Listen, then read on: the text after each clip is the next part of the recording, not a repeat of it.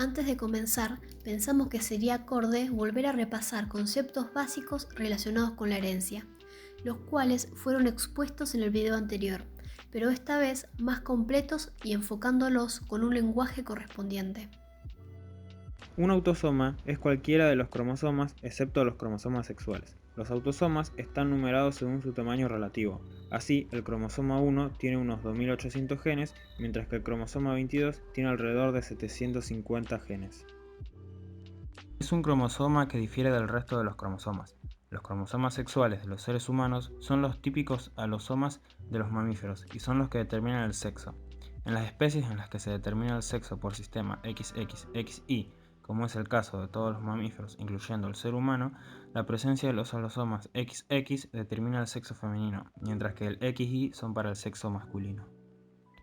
El gen es la unidad física básica de la herencia. Los genes se transmiten de los padres a la descendencia y contienen la información necesaria para apreciar sus rasgos.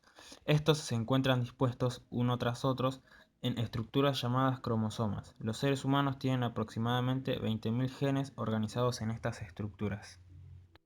Un cromosoma es un organulo en forma de filamento que se halla en el interior de un núcleo de una célula eucariota y que contiene el material genético.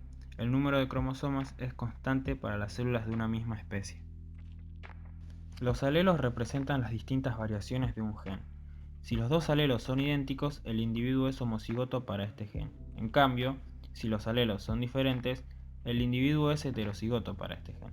Los alelos que varían en secuencia tienen diferencia en el ADN, como deleciones, inserciones o sustituciones. Los alelos que difieren en función pueden tener o no diferencias conocidas en las secuencias, pero se evalúan por la forma en la que afectan al organismo. El alelo dominante determina la característica y enmascara al otro gen. Cada individuo recibe dos versiones de cada gen, conocidas como alelos, una de cada padre. Si los alelos de un gen son diferentes, el alelo que se expresa es el gen dominante. El efecto del otro alelo, denominado recesivo, queda enmascarado. Un locus es el lugar específico del cromosoma donde está localizado un gen u otra secuencia de ADN, como por ejemplo su dirección genética. El plural de locus es loci. El F1 y F2 hacen referencia a la primera generación filial y la segunda generación filial respectivamente. La palabra homocigoto se refiere a la composición genética de una característica específica en un organismo diploide. Cada alelo de un gen en particular se hereda de cada progenitor. Si ambos alelos para este gen en particular son iguales, entonces decimos que el organismo es homocigoto. La palabra heterocigoto se refiere a haber heredado dos formas diferentes de un gen en particular, una de cada progenitor. Los cromosomas homólogos son un par de cromosomas, uno de la madre y uno del padre, que se emparejan dentro de una célula durante la meiosis, lo cual ocurre en la reproducción sexual. El segmento homólogo es un segmento coincidente a ambos cromosomas, con genes para los mismos caracteres. Este segmento es el que permite el apareamiento y posterior segregación de los cromosomas X e Y en la meiosis. El segmento diferencial no tiene su correspondiente en el otro cromosoma. Los genes que se encuentran en el segmento diferencial del cromosoma X se llaman ginándricos. Los que se encuentran en el segmento diferencial del cromosoma Y se denominan holándracos. Los mosquitos están relacionados con el ecosistema debido a que son necesarios para el medio ambiente. A continuación, voy a explicar 3 factores que nos dan a entender el por qué necesitamos de los mosquitos. El primero de los factores sería que los mosquitos macho se alimentan a través del néctar, y al realizar esta acción cumplen la función de polinizar las plantas, cumpliendo así la misma función que las abejas.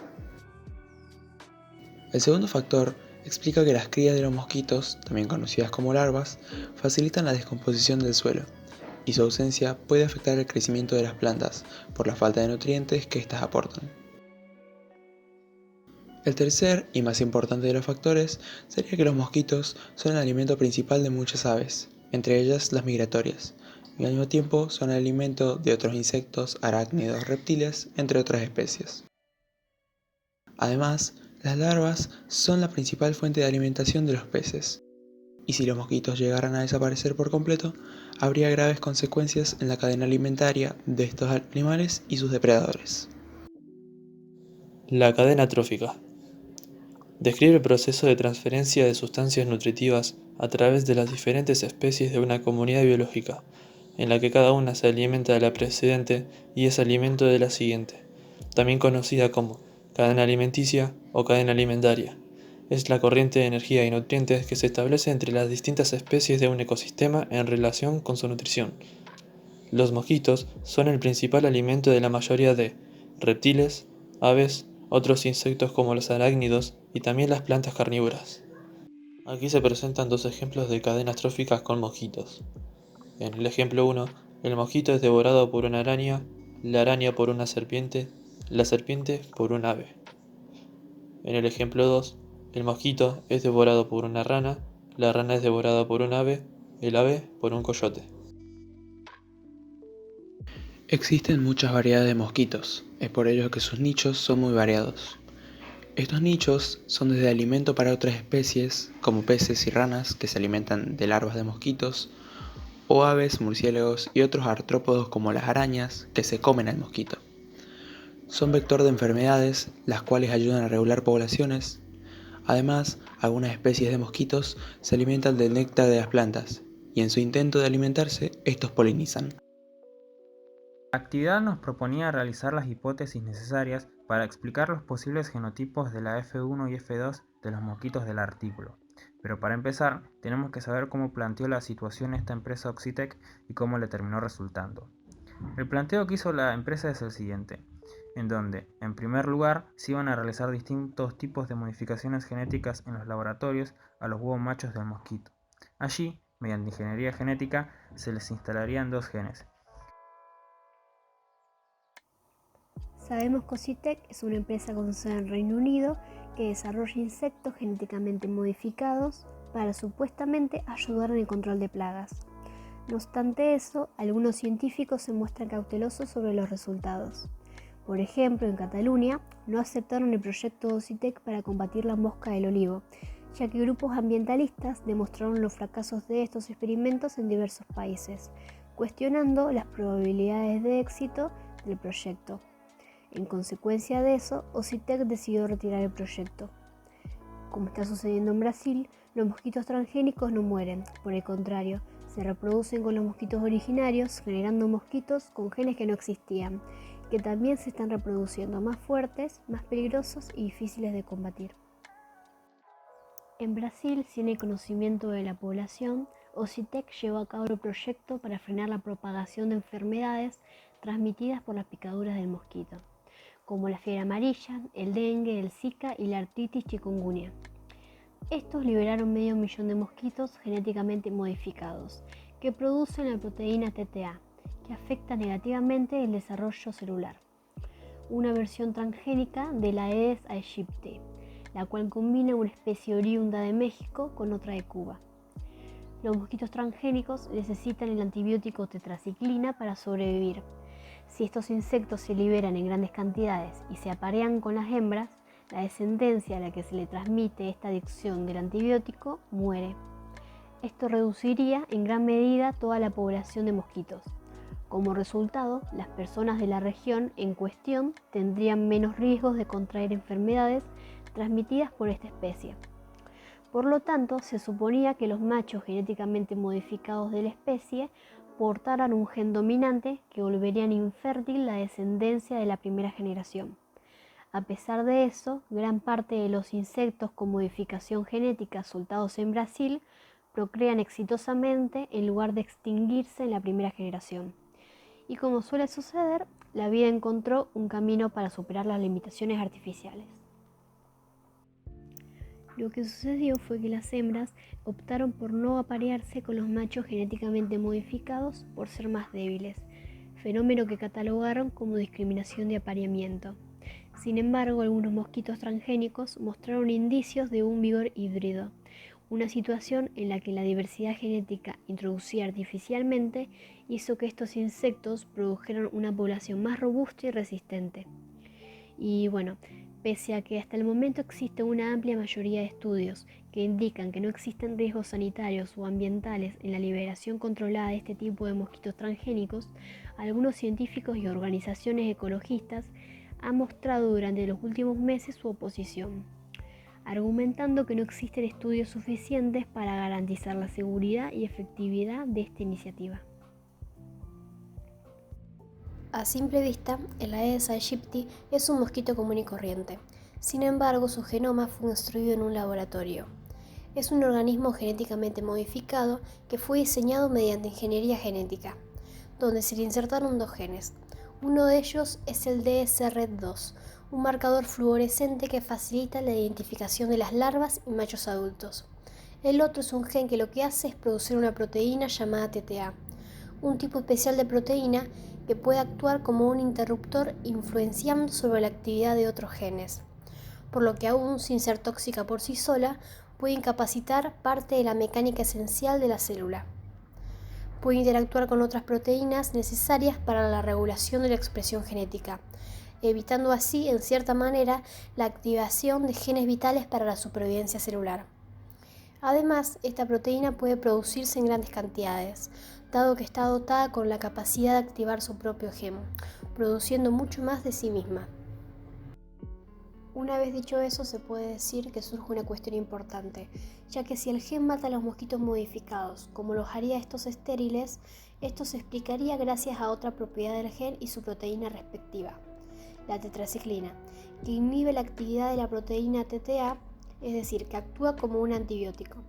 De este modo, si bien aquellos individuos suplementados con esta sustancia en el laboratorio conseguirían sobrevivir, no sería el caso de la progenie de los mismos, que se desarrollarían en un ambiente pobre en tetraciclina y por lo tanto no alcanzarían la edad adulta. También nos resultó interesante tener una cierta idea del procedimiento seguido para la obtención de este tipo de mosquitos. Para ello se ha de encontrar la forma de incorporar el nuevo gen a la propia secuencia de ADN del mosquito, con tal que pueda ser copiado con posterioridad por todas las células de su cuerpo. El proceso comenzaría con huevos de mosquitos de alrededor 1 milímetro de largo. En el extremo de estos se inyectarían mediante unas microagujas pequeñas cantidades del ADN con el gen. De todos esos huevos inyectados, muchos de ellos no sobrevivirán y otros tantos no incorporarán el ADN inyectado. Aunque una reducida proporción de ellos sí consiguiera asimilar ese ADN e introducirlo al genoma del mosquito, si esa asimilación se da a nivel de células germinales en el insecto, la nueva secuencia podrá ser entonces transmitida a la progenie. Además del gen de interés, la secuencia administrada contendría otro fluorescente que facilitaría la tarea de identificación de aquellos ejemplares modificados genéticamente. Para terminar, decir que para conseguir apenas uno de los individuos incorporarse el nuevo ADN, es posible que se hayan de inocular cientos de huevos con dicha secuencia, para que de ese único individuo pueda ser creada toda una nueva estirpe de mosquitos genéticamente modificados. En Europa en el siglo XX, científicos se dedicaron a comprobar y ampliar los conocimientos que Mendel les dejó. Confirmaron que la herencia se encuentra en los cromosomas y con esto tuvieron que modificar las conclusiones que él les había dejado. Aunque muchas de las características de la herencia concordaban con lo que decía Mendel, había otras que eran más complicadas de lo que él pudo imaginar. Ciertas interacciones entre los alelos, interacciones entre los genes e interacciones con el medio ambiente explican gran parte de estas desviaciones de los principios mendelianos. Muchas veces en los cromosomas ocurren cambios que, según afecten su número o estructura, se clasifican como alteraciones cromosomáticas numéricas o alteraciones cromosomáticas estructurales, respectivamente. A veces, estas alteraciones o mutaciones tienen consecuencias perjudiciales para los individuos, pues alteran su viabilidad o su fertilidad. Otras veces, los cambios cromosomáticos se mantienen como parte de la viabilidad genética entre los organismos y contribuyen al cambio evolutivo y al origen de nuevas especies. Un fuerte apoyo a la hipótesis de que los genes están en los cromosomas provino de los estudios hechos por el genetista Morgan y su grupo.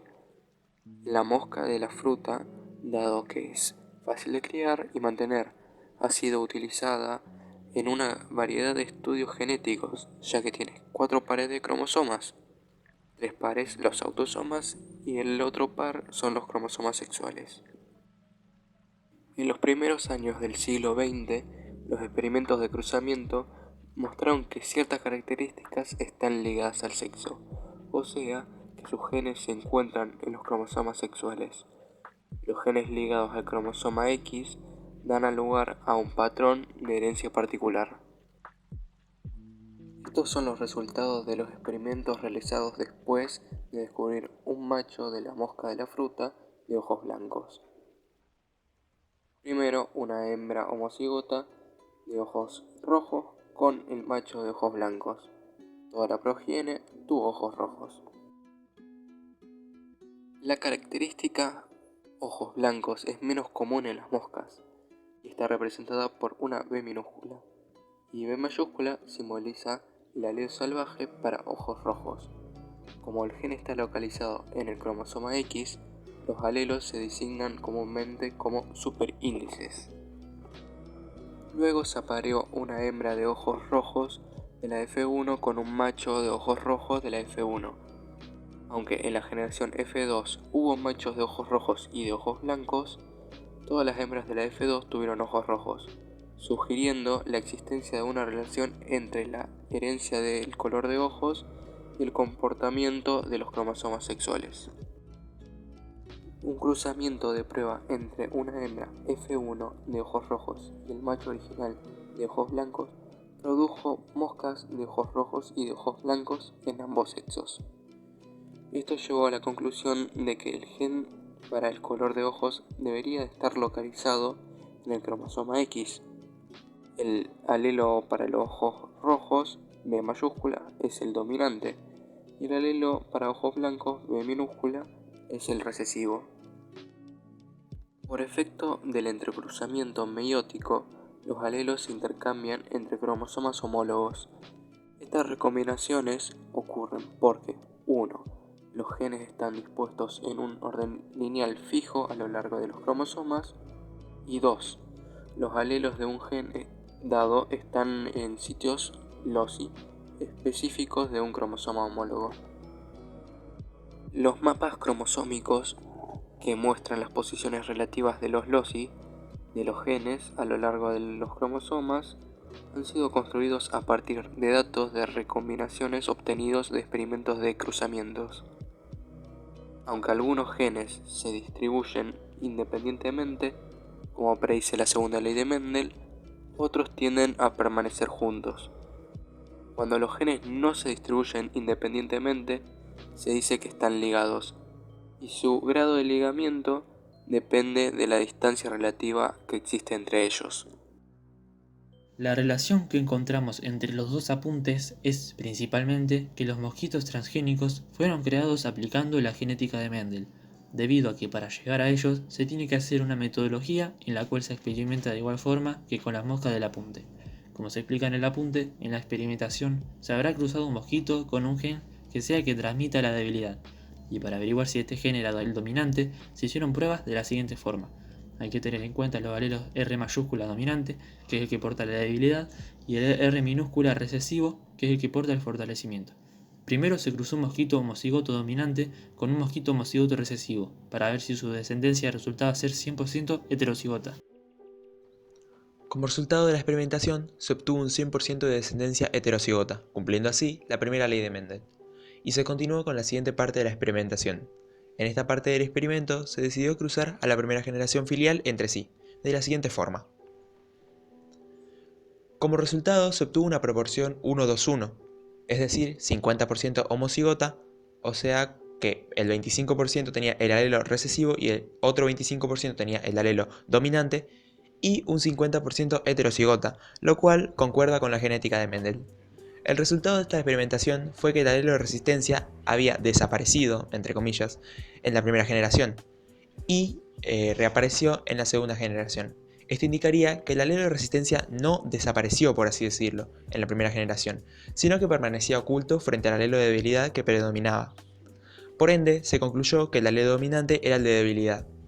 También se lo puede relacionar con una de las hipótesis, y es que, como dice en el apunte de genética, puede que haya ha habido una alteración de cromosomas en uno de los mosquitos hembras, lo que le permitió despertar el gen recesivo, que sería el de resistencia.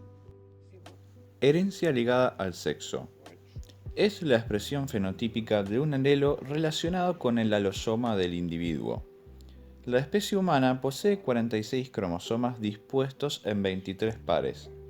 De esos 23 pares, 22 son somáticos o autosomas y uno es una pareja de cromosomas sexuales identificados como XX en las mujeres y como XY en los hombres. Estas parejas de cromosomas sexuales no solo llevan los genes que determinan el sexo, sino que también llevan otros que influyen sobre ciertos caracteres hereditarios no relacionados con el sexo. Hay caracteres que, sin ser caracteres sexuales primarios o secundarios, solo aparecen en uno de los dos sexos, o, si aparecen en los dos, en uno de ellos son mucho más frecuentes. A estos caracteres se les denomina caracteres ligados al sexo. Variantes en la herencia ligada al sexo.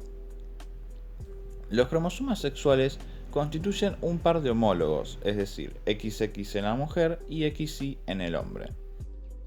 Sin embargo, en el par XY, un segmento de cada cromosoma presenta genes particulares y exclusivos, es decir, segmento heterólogo. La porción restante de los cromosomas del par XY corresponden al sector homólogo.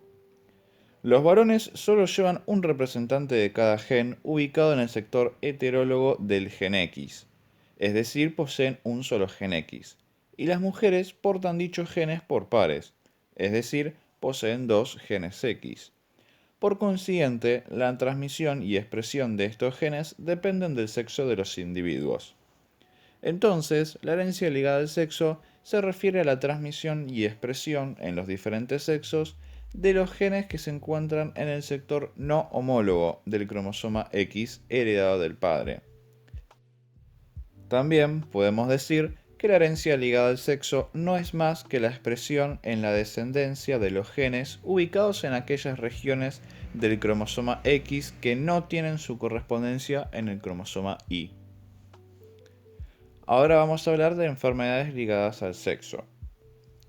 Las enfermedades ligadas al sexo se transmiten de padres a hijos a través de uno de los cromosomas X o Y. Existen enfermedades que se heredan por genes ubicados en la región diferencial de los cromosomas X e Y en forma dominante o en forma recesiva. Algunos ejemplos de enfermedades ligadas al cromosoma X que se heredan en forma recesiva son el daltonismo, la hemofilia y la distrofia muscular. Entre aquellas ligadas al cromosoma X que se heredan en forma dominante son el raquitismo hipofosfatémico y la incontinencia pigmenti. Por último, un ejemplo clásico de enfermedad ligada al cromosoma Y es la hiperticrosis. Las enfermedades recesivas ligadas al cromosoma X con frecuencia se presentan en los hombres. Estos solo tienen un cromosoma X, por lo que un solo gen recesivo en dicho cromosoma X causará la enfermedad.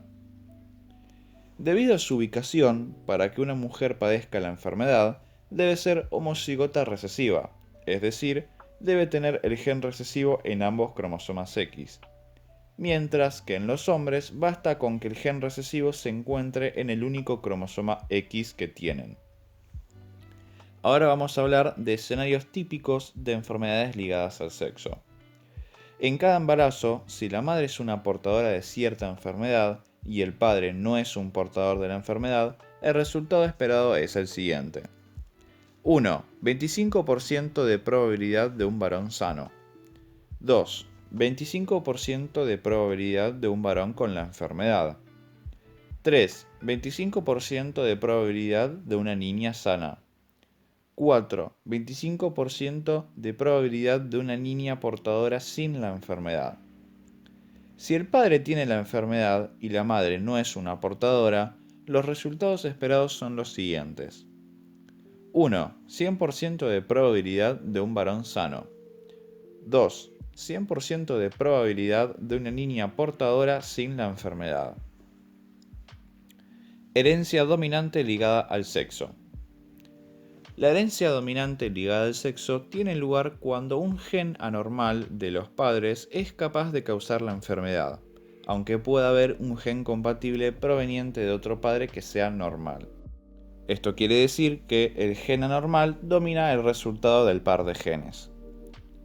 Se trata de un tipo de herencia que se caracteriza porque los varones afectados transmiten el carácter a todas sus hijas y a ninguno de sus hijos, ya que estos no reciben el cromosoma X, sino que reciben el Y, que no lleva el gen. Las mujeres afectadas, en tanto, lo transmiten a la mitad de sus hijos y a la mitad de sus hijas. Herencia recesiva ligada al sexo. En los hombres, los cromosomas X e Y se pueden aparear durante la meiosis, en la prófase 1, por sus fragmentos homólogos, y por lo tanto se pueden producir entrecruzamientos en esta zona. Herencia ligada al cromosoma Y o herencia holándrica. Todos los genes que se encuentran en el segmento diferencial o no homólogo del cromosoma Y son heredados únicamente por los hijos varones y se manifestarán en todos los hombres que los lleven y solo en los hombres, independientemente de que sean dominantes o recesivos. Herencia ligada al cromosoma X. La herencia ligada al cromosoma X quiere decir que el gen que causa el rasgo o la enfermedad se encuentra en el cromosoma X. Hay que recordar que las mujeres tienen 2 cromosomas X, mientras que los hombres tienen un cromosoma X y un cromosoma Y. Los genes del cromosoma X pueden ser recesivos o dominantes, como ya dijimos anteriormente. Los genes recesivos, ligados al cromosoma X, se expresan en las mujeres solamente si existen 2 copias del gen, una en cada cromosoma X. Sin embargo, en los varones solo tiene que haber una copia de un gen recesivo ligado al cromosoma X para que el rasgo o la enfermedad se pueda expresar. Por ejemplo, una mujer puede ser portadora de un gen recesivo en uno de sus cromosomas X sin que ella lo sepa y transmitírselo a su hijo que mostrará el rasgo o la enfermedad. Luego de debatirlo, terminamos formulando 2 hipótesis. Nuestra principal hipótesis es que, como todos sabemos, llegar a obtener un 100% en la biología es imposible, ya sea un 100% de granos de maíz amarillos, blancos u rojos. Esto es debido a que existen muchos factores, como por ejemplo la contaminación, fallas mecánicas, fallas humanas, fallas genéticas, que hacen que sea imposible lograrlo. A partir de este razonamiento, nosotros pensamos que es extremadamente posible que a los científicos se le haya escapado una minúscula cantidad de mosquitos que no sean homocigotos dominantes, sino que sean heterocigotos con un alelo recesivo, y que también hay una posibilidad de que sea despreciado el hecho de que existen algunas hembras con el mismo alelo recesivo. Como sabemos, si los reproducimos, entre otras cosas, nos terminaría saliendo un homocigoto recesivo, y este mismo podría continuar su reproducción a lo largo del tiempo, dando como resultado muchos mosquitos homocigotos que esparzan el gen que los hace resistentes en vez de debilitarlos. Nuestra segunda hipótesis sería la relacionada a la tetraciclina, ya que según Oxitec se le introduce al huevo OX513A un gen letal que hace que el mosquito desarrolle una dependencia de la tetraciclina para poder vivir. En el laboratorio se les suministraba tetraciclina para que puedan desarrollarse y luego se seleccionaban los machos y se liberaban al ambiente para que se reproduzcan. Así las crías desarrollarían esta dependencia y al no ser suministradas con tetraciclina mueren, reduciendo la población. Como ya sabemos, esto no resultó así. Nuestra hipótesis sería que Oxitec omitió el hecho de que la tetraciclina se puede obtener de algunas bacterias. Además, tampoco tuvo en cuenta la contaminación ambiental, ya que en ella se encuentran residuos de medicamentos sintéticos que contienen tetraciclina, todos estos esparcidos en el medio ambiente, del cual las crías de mosquito pudieron obtener la tetraciclina y así superar la dependencia a ella y seguir reproduciéndose.